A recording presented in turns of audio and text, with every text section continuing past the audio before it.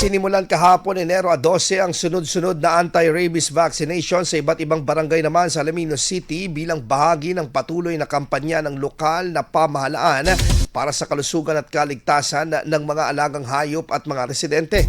Ayon sa City Veterinary Office, ang house-to-house vaccination ay isasagawa o isinagawa batay sa itinakdang schedule hanggang Enero 16 upang mas marami pang alagang hayop ang mabigyan ng libreng bakuna laban sa rabies.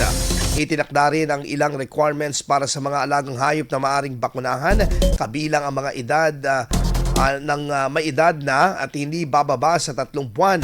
Walang kasaysayan ng pagkakagat sa loob ng nakalipas na 2 linggo at malulusog at walang anumang nakakahawang sakit.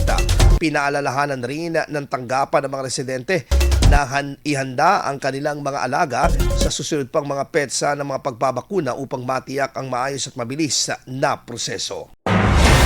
IFM News. IFM News.